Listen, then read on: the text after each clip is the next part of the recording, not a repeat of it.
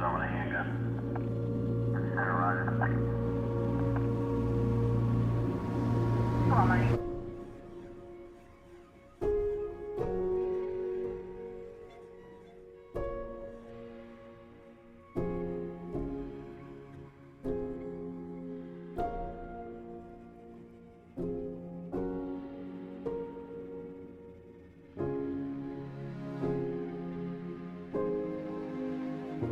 Firearm-related injuries and gun violence continue to remain staggeringly high in America, representing one of our nation's chief public health crises.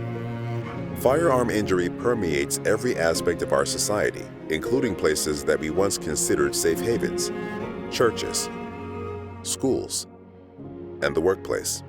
And firearm injury happens in many forms, including self-harm, intimate partner violence, unintentional injury, and more.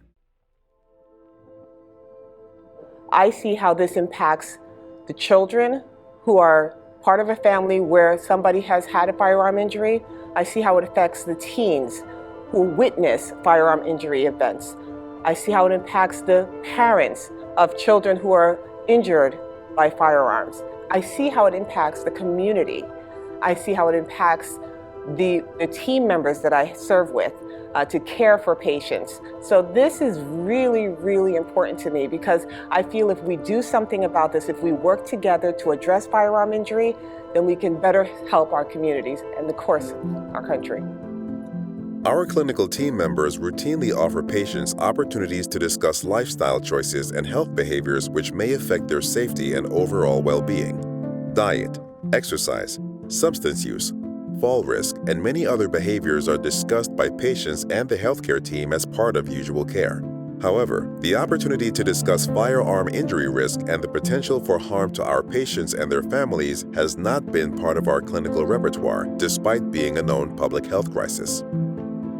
Well, if the spike in gun violence during the COVID-19 pandemic has taught us anything, we know that New York is far from spared from this national epidemic.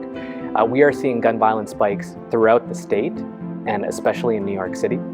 And even before the pandemic, roughly 20% of New York households actually have a firearm within them. In order to have conversations about firearm injury prevention with our patients, we must first educate ourselves.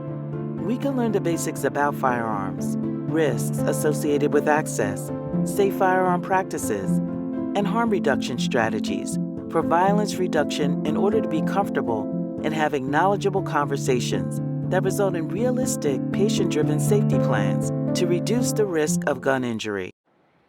I would want my Northwell colleagues to know that this is very much a personal thing that each of us can get involved in. This isn't a political thing.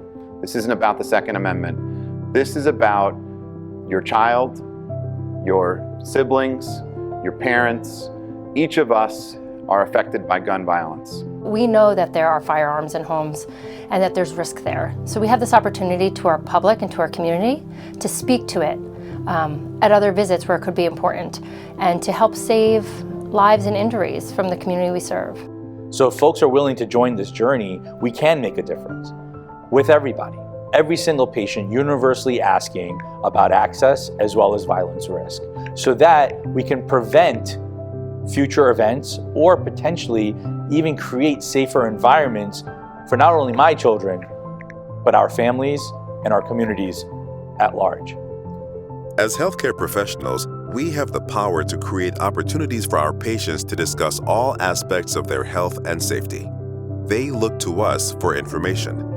Our call to action is to each take a moment to reflect on the role we play in our patients' lives and identify where we can offer opportunities to discuss firearm injury risk and other difficult topics that affect their health and our communities.